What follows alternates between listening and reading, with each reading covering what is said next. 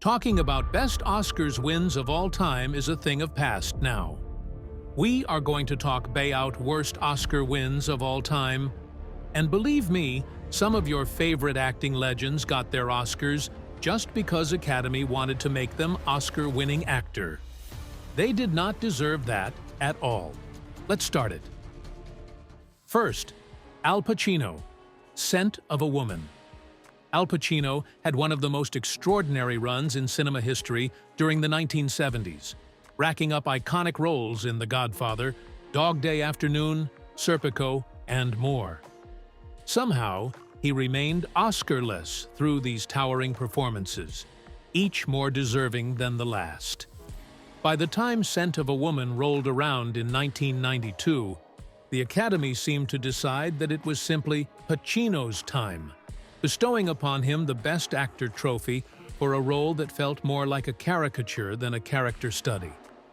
The film itself focuses on a blind, retired Army officer who veers between poignant vulnerability and bombastic outbursts of hoo-ha, a catchphrase that quickly became fodder for parody.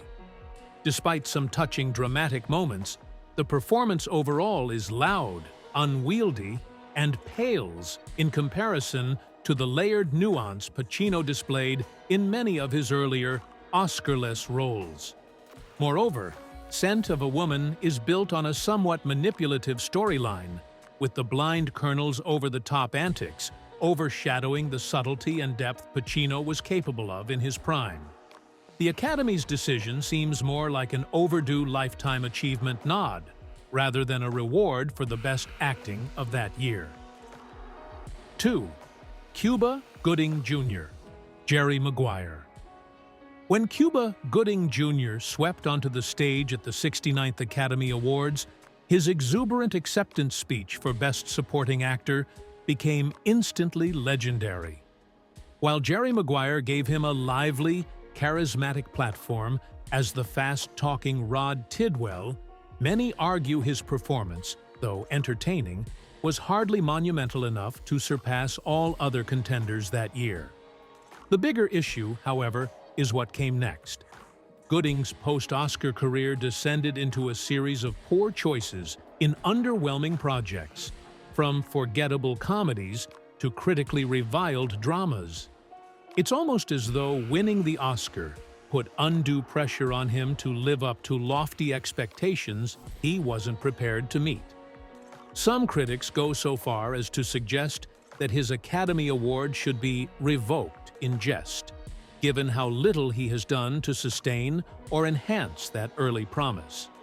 While it's common for Oscar winners to have ups and downs, the gap between Gooding's award-winning role and the quality of his subsequent work remains among the starkest in recent memory. 3. Holly Hunter, The Piano. Holly Hunter's Best Actress victory for The Piano has been hotly debated since 1993. Jane Campion's atmospheric drama places Hunter in the role of a mute pianist, Ada, who travels to a remote New Zealand coastline for an arranged marriage. The film attempts to blend romance, repression, and a strange sense of liberation, but its central character can be off-putting, especially in the way she manipulates those around her, most notably through her silent, yet pointed expressions. Some viewers find Ada unlikable to the point that the film's emotional center feels hollow or off-balance. Critics who loathe this Oscar win argue that Hunter's performance is limited by the very condition that the film deems central: her muteness. Without dialogue, the role depends heavily on facial expressions and physical acting, which Hunter does well, but perhaps not with enough depth to justify an Oscar in such a crowded, competitive year. The claim that the one good thing is that she didn't speak may sound harsh, yet it reflects a sentiment that the character is written so narrowly that her silence becomes more of a gimmick than a profound storytelling tool. 4. Judy Dench, Shakespeare in Love. Dame Judy Dench is undeniably one of the greatest living actresses, but her Best Supporting Actress win for Shakespeare in Love still sparks controversy. With fewer than 10 minutes of total screen time, mostly spent sitting and observing the performance of a play within the movie, her role as Queen Elizabeth Tharn feels more like an extended cameo than a character central to the plot. Detractors argue that if the Academy wanted to honor Dench for her formidable talent, they should have done so for her extraordinary work in films like Mrs. Brown the previous year, where her performance was truly central and memorable. Instead, they gave her the Oscar for what some see as an old bat cameo, awarding minimal screen time that did little to showcase the full range of Dench's ability. It's often cited as one of the clearest instances of a career Oscar, the Academy's way of making up for earlier oversights by rewarding a lesser performance at a later time. Fünfte Halle Berry, Monsters Ball. Halle Berry's Best Actress win for Monsters Ball in 2002 was a historic moment. She became the first black woman to receive that honor. Yet, the film's manipulative plot and the timing of the Academy's choice have led to lingering doubts about the authenticity of her win. Berry's performance is strong in moments of raw emotional outpouring, but some critics point out that the entire film feels like an engineered tearjerker, using heavy themes such as racism and grief to force audience sympathy. Perhaps even more troubling is the idea that, in a year when Sidney Poitier received a Lifetime Achievement Award, the Academy felt compelled to crown Berry as Best Actress to create a triumphant, symbolic narrative. Detractors wonder why other black actresses, like Angela Bassett in What's Love Got to Do with It, or Whoopi Goldberg in The Color Purple, were overlooked when they arguably delivered performances of equal or greater depth in years past. The aftermath of Berry's win also raised questions, as subsequent roles failed to capitalize on or justify her Oscar success. Hollywood soon beckoned, and he transitioned to film, earning big for hits like Grand Hotel. Yet Barrymore's fortunes took a downward turn due to a lethal cocktail of extravagant living, chronic alcoholism, and multiple costly divorces. His spiraling expenditures forced him into bankruptcy in 1937, with creditors hounding him for unpaid bills. Despite these challenges, he kept working to pay off debts, accepting parts in films that never lived up to the prestige he once commanded on stage. Reportedly, Barrymore's drinking worsened as his financial obligations mounted, and even longtime admirers and studios grew hesitant to invest in his projects. By the time of his death in 1942, he had lost much of the regal stature he'd once enjoyed, leaving behind liabilities his estate struggled to settle. While lauded in retrospect for his groundbreaking performances, Barrymore's life also stands as a sobering tale of how personal demons and unchecked spending can dismantle even the most revered careers. 6. Dorothy Dandridge. Dorothy Dandridge was drowning in financial woes when the world should have been celebrating her stardom as the first African-American woman to be nominated for an Oscar in a leading role. During her prime, her powerful performances in Carmen Jones and her appearances in high-profile nightclubs brought her steady fame and a respectable income. But between unscrupulous financial managers and chronic racial discrimination, she saw her earnings evaporate. When Dandridge discovered that her advisors had swindled her out of $150,000, she also learned she owed $139,000 in back taxes to the IRS. Desperate, she was forced to sell her Hollywood home and place her daughter in a state hospital for care. With dwindling career opportunities, Dandridge resorted to performing in small clubs to stay afloat, a stark contrast to the sold-out venues she once commanded. Filing for bankruptcy offered little relief. Lawsuits and ever-present debts continued to mount.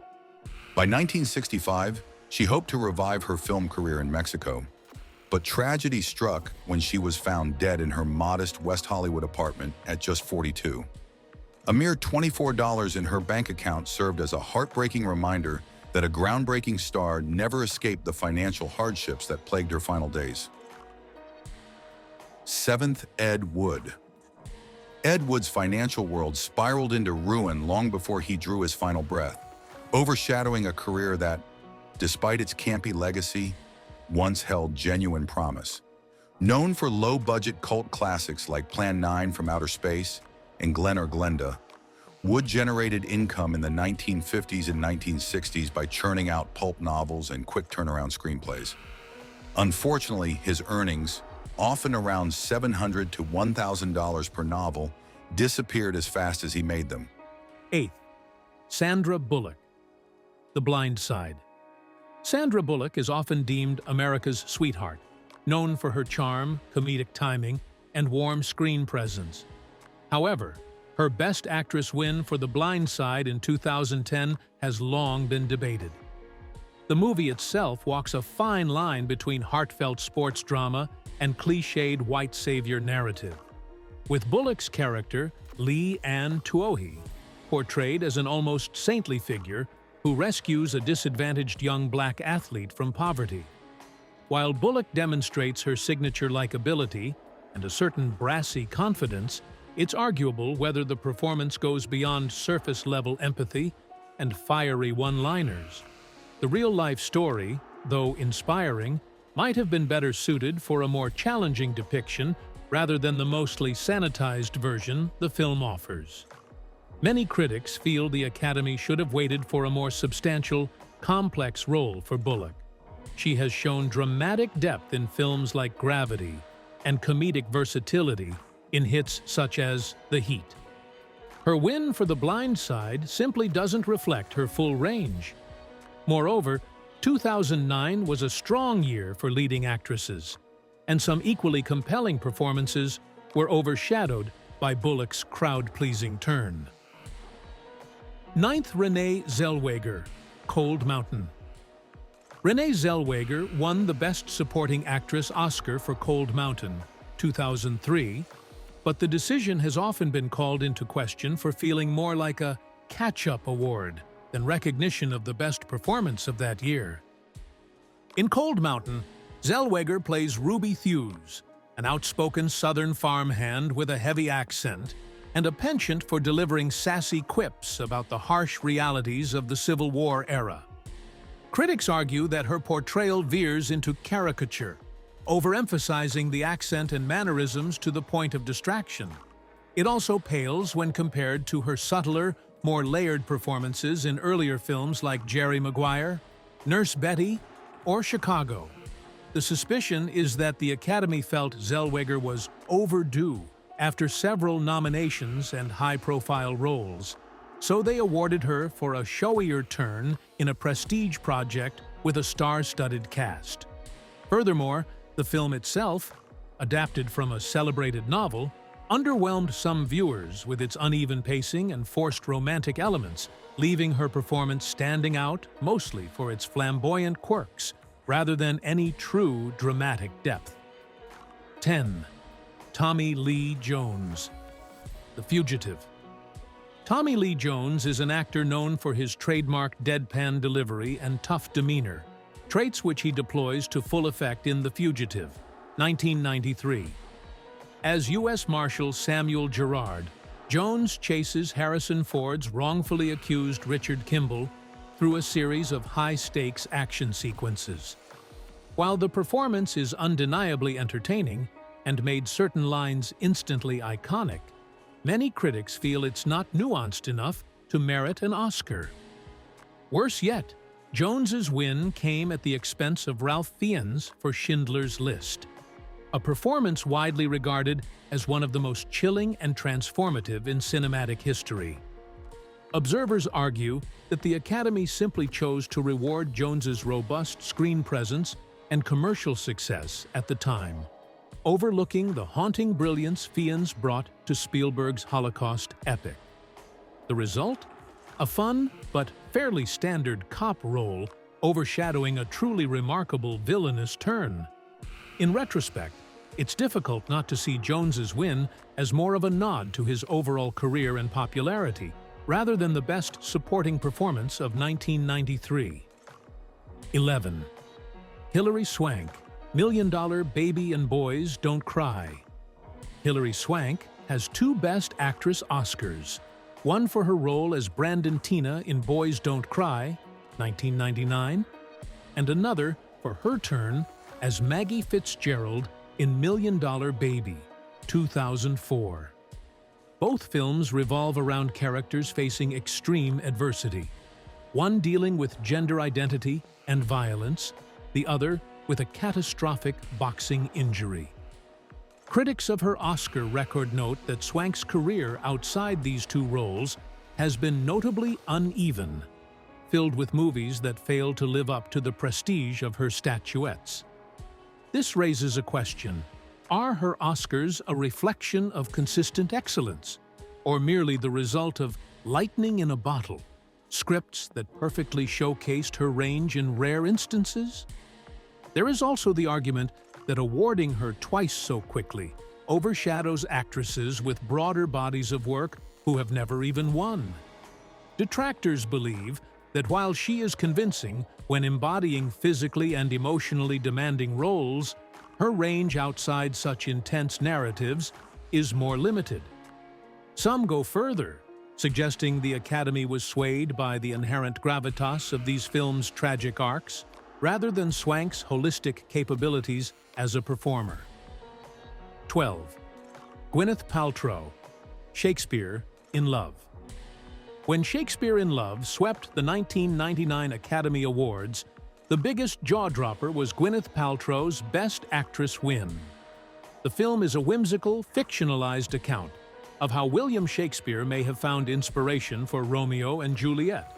Paltrow's turn as Viola de Lesseps, a young noblewoman masquerading as a man to perform on stage, is charming in parts, but hardly revolutionary. Many critics feel her British accent is serviceable but unremarkable, and that her performance lacks the gravitas of her peers that year: Cate Blanchett, Elizabeth, and Fernanda Montenegro, Central Station, chief among them. Moreover, the strong suspicion that Harvey Weinstein's relentless campaigning tilted the odds in Paltrow's favor casts a long shadow over this win. In retrospect, Shakespeare in Love itself seems more like a frothy, cleverly written rom-com than an enduring classic, raising questions about the real reasons behind its Oscars success.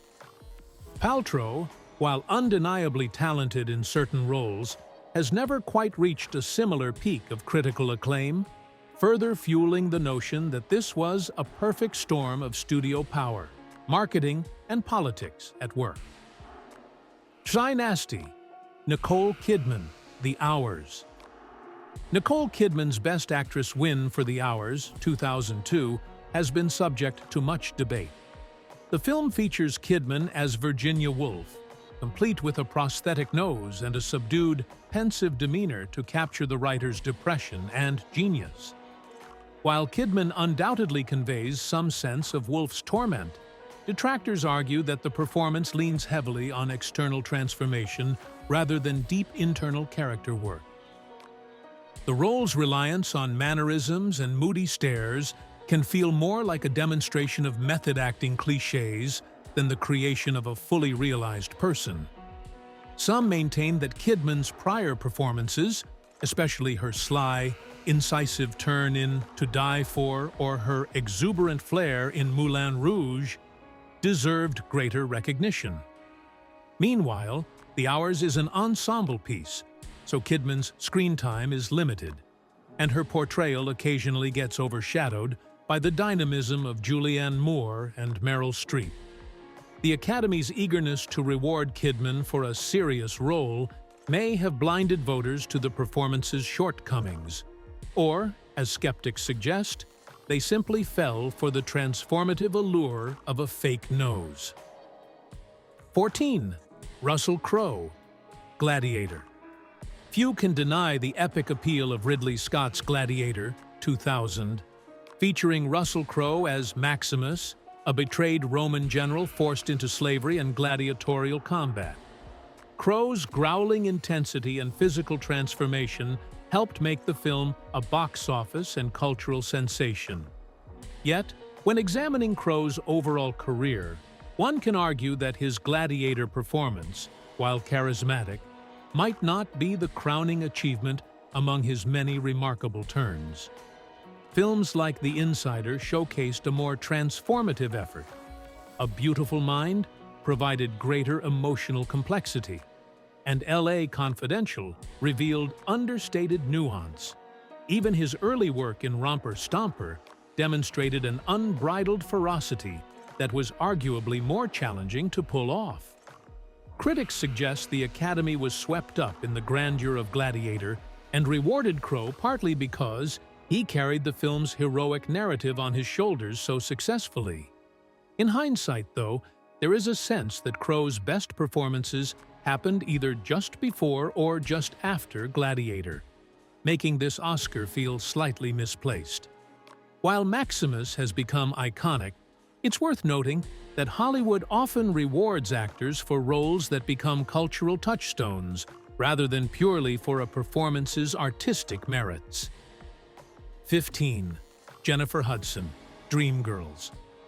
Jennifer Hudson's Best Supporting Actress win for Dreamgirls, 2006, was widely lauded at the time, particularly for her powerful rendition of "And I Am Telling You I'm Not Going," which effectively brought the house down. However, many argue that her victory highlights the Academy's occasional tendency to conflate impressive singing with acting prowess. While Hudson is undeniably a phenomenal vocalist and delivered raw emotional energy in her musical numbers, the character of Effie White is also underwritten in the film's second half, giving her limited scope to develop the role's dramatic arc. Critics contend that performers such as Cate Blanchett, who played the multifaceted teacher in Notes on a Scandal, may have offered deeper, more complex work that year. Additionally, some question whether Hudson's immediate success in winning an Oscar overshadowed the need for seasoning and growth as an actress. Her subsequent roles have not approached the acclaim of her breakthrough. In the broader scheme, Hudson's win exemplifies the weight the Academy sometimes places on big, show-stopping moments over consistently layered acting. Fans of musicals might have found her an inspired choice, but others believe that awarding her so early placed unrealistic expectations on her career trajectory, overshadowing the film itself and other worthy contenders. 16. George Clooney, Syriana. George Clooney's win for Best Supporting Actor in Syriana, 2005, raised eyebrows, primarily because his performance, while solid, is not especially memorable compared to his stronger work in other films. Syriana itself tackled topical issues of oil politics and international intrigue, but Clooney's role as a weary CIA operative is often overshadowed by the film's complex, multi-narrative structure. Detractors suggest that the Academy rewarded Clooney more for his reputation as a Hollywood statesman, charismatic, politically engaged, and skilled in multiple cinematic arenas, than for this specific portrayal, his direction of Good Night and Good Luck. That same year, as well as his general activism, might have contributed to a halo effect. Many feel Clooney's turn in Up in the Air, released a few years later, showcased a far more compelling blend of vulnerability and charm, making it a more Oscar-worthy performance. Additionally, in a film jam-packed with various storylines, Clooney's part sometimes feels almost tangential, never quite capitalizing on the emotional heft that a complex spy saga might demand.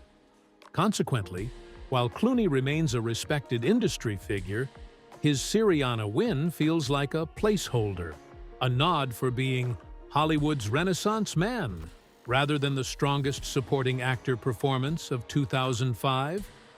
17. Morgan Freeman, Million Dollar Baby. Morgan Freeman's Oscar for Million Dollar Baby, 2004, came after multiple iconic roles, from Red in The Shawshank Redemption to Detective Somerset in Seven. Many fans had been clamoring for the Academy to recognize his contributions for years. However, his role in Million Dollar Baby as Eddie "Scrap Iron" Dupree is often seen as little more than a narrative device, offering intermittent voiceovers and paternal wisdom to Clint Eastwood's gruff boxing trainer. critics question whether Freeman truly had enough to do in this film to warrant a Best Supporting Actor statuette. Sure, he's the affable mentor figure, but that character type has become a Freeman staple. So the performance can seem like a rehash of his signature calm, guiding presence. Some suggest he should have won for The Shawshank Redemption, or even Driving Miss Daisy, where he was at least the co-lead, rather than being belatedly acknowledged for a role that doesn't stretch his abilities. Freeman's post-million-dollar baby career also continued to feature him in narrator or side mentor roles, reinforcing the notion that he was awarded for playing the exact kind of part he's often typecast in. While the film itself triumphed that year, many remain unsure whether Freeman's subtle but limited performance was truly the best supporting turn of 2004. 18. Denzel Washington, Training Day. Denzel Washington's turn as corrupt LAPD detective Alonzo Harris in Training Day, 2001, was undeniably electric, showcasing a darker side to an actor often celebrated for his heroic, upstanding characters. Yet, many fans and critics who admire Washington's career argue that the Academy robbed him of an Oscar for more nuanced work in films like Malcolm X, Glory, for which he did win Best Supporting Actor, though many feel it should have been a lead win, or Cry Freedom. The idea is that Training Day was a make-up win, awarding Washington for a showy villainous role rather than for the complex portrayal of Malcolm X, which many consider one of the greatest performances of the 1990s. Compounding the controversy, it's widely believed that Russell Crowe would have clinched the Best Actor award for A Beautiful Mind had he not faltered in his awards campaign that year. Therefore, detractors see Washington's Training Day win as an odd twist of fate, overshadowing the times when he truly warranted recognition. While Alonzo Harris is undeniably memorable, quotable, and terrifying, there remains a lingering sense that this was an Oscar driven by behind-the-scenes politics and timing. It's a testament to Washington's talent that even a lesser awarding role still resonates, but the choice continues to fuel debate among film enthusiasts. 19th. Jack Nicholson, As Good as It Gets. Jack Nicholson's portrayal of Melvin Udall, a misanthropic, obsessive-compulsive writer in As Good as It Gets, 1997, is the kind of performance that plays directly to Nicholson's strengths: sarcasm, edgy humor, and bursts of charm buried under layers of hostility. While it delighted audiences enough to net him his third Oscar, many critics feel this performance didn't demand the full extent of Nicholson's considerable range. Much like Al Pacino's win for Scent of a Woman, there's a suspicion that the Academy awarded Nicholson here as a capstone of his legendary career, rather than strictly for the merit of this particular role.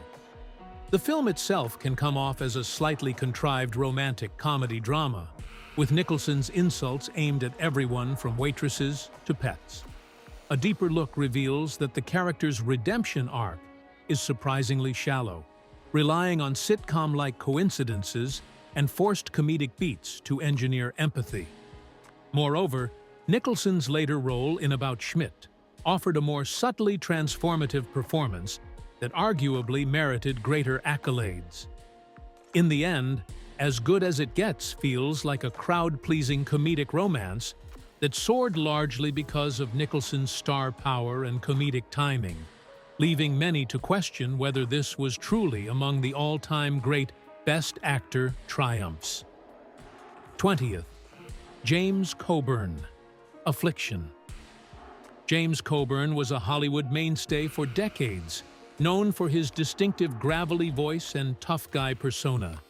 His supporting role in Affliction, 1997, saw him playing Glenn Whitehouse, the abusive father of Nick Nolte's troubled Wade. While Coburn brings an unsettling menace to the screen, it's also a role that can read as one-dimensional, defined chiefly by anger and cruelty. Some critics believe the Academy chose to honor Coburn at this late stage in his life as a form of lifetime achievement, rather than purely on the strength of this specific performance. Affliction is a dark, moody film that highlights the cyclical nature of abuse. But Coburn's part doesn't grant him as much complexity or screen time as one might expect from an Oscar-winning role. In truth, Nolte carries the emotional weight of the film, leaving Coburn's portrayal of patriarchal brutality feeling like a small, if pivotal, piece of the puzzle. Additionally, Coburn's long, storied career had many roles that could have warranted recognition, making Affliction an odd place for the Academy to finally bestow an Oscar. After decades of on-screen toughness, his unpleasant father figure cameo stands out mostly for its shock value rather than dramatic depth, fueling debate on whether it was truly worthy of the win. 21st. Helen Hunt, As Good as It Gets. Helen Hunt was a TV darling for years on Mad About You, earning multiple Emmys and establishing herself as a relatable girl-next-door figure. When she transitioned to film, As Good as It Gets, 1997, provided her a high-profile platform alongside Jack Nicholson. Her role as Carol Connolly, a struggling single mother and waitress, centers on her no-nonsense attitude and comedic sparring with Nicholson. Yet, the film's sentimental bent and surface-level depiction of Carol's personal challenges lead some critics to question whether it's really an Oscar-caliber performance. Her character's biggest moments hinge on frustration, exasperation, and, ultimately, improbable romantic tension with Nicholson's curmudgeonly Melvin Udall. Critics who bristle at her Oscar win argue that many actresses could have navigated the screenplay's combination of scolding sarcasm and tearful vulnerability just as convincingly. Moreover, considering the competition that year, most notably Judy Dench in Mrs. Brown, Hunt's victory can feel like a crowd-pleasing choice that aligned with the film's box office success. Over time, Hunt's post-Oscar career has been relatively low-profile, rarely reaching similar heights of acclaim, suggesting that this was a case of lightning in a bottle for a performer better known for charming television audiences than delivering extraordinary, award-worthy film performances. 22nd, Kim Basinger, L.A. Confidential. Kim Basinger's Best Supporting Actress win for L.A. Confidential, 1997, startled many observers, not because she was unwatchable, but because her performance as a high-class call girl felt notably outshone by the film's male leads and overall ensemble. While she certainly looked the part, channeling a Veronica Lake mystique, her role offered limited emotional depth compared to other contenders that year.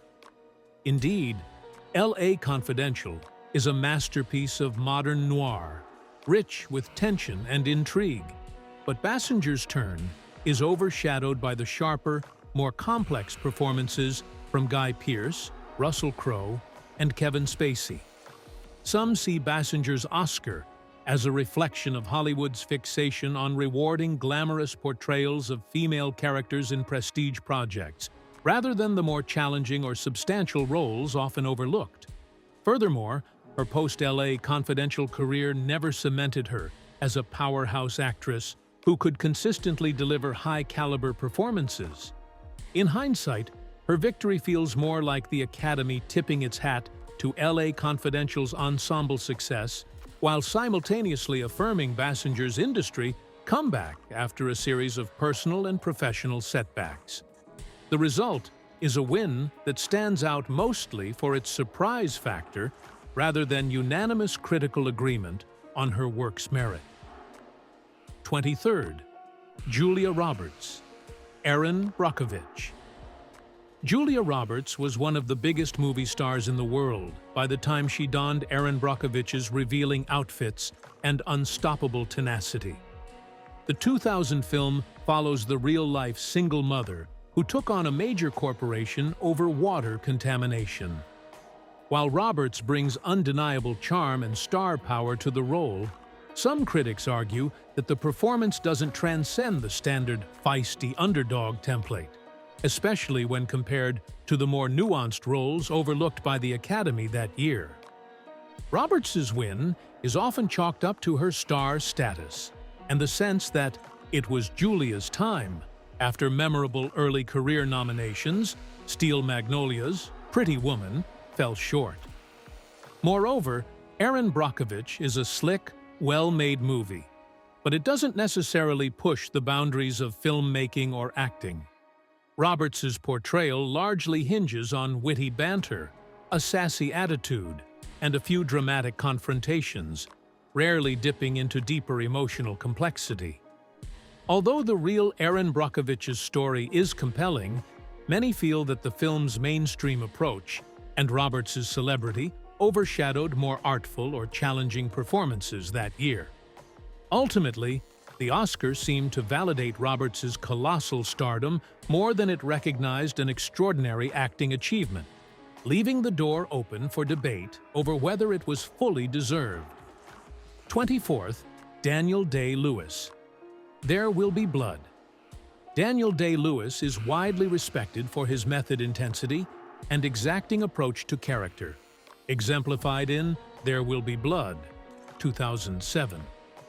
He plays Daniel Plainview, an ambitious oil man whose greed and misanthropy escalate to monstrous proportions. The film's first half impresses with Day-Lewis's quietly domineering presence, building tension through minimal dialogue and physical nuance. Yet, the final act, featuring the infamous "I drink your milkshake" confrontation in the bowling alley, has been criticized for tipping into near-parody levels of over-the-top rage. While many consider this climax iconic, others see it as a heavy-handed display of scenery chewing that undermines the film's earlier, more grounded intensity. Some argue the Academy was simply waiting to hand Day-Lewis another trophy after earlier accolades for My Left Foot, and they were entranced by the sheer audacity of his performance rather than its overall cohesion. The result is a role that, while undeniably memorable, can feel unbalanced and overly theatrical in its final movements. Detractors claim this overshadowed subtler contenders that year. In fairness, Day-Lewis remains a master craftsman, but his There Will Be Blood Oscar underlines how the Academy can sometimes conflate loud, bombastic moments with deeper, more finely tuned acting throughout a film's entire runtime.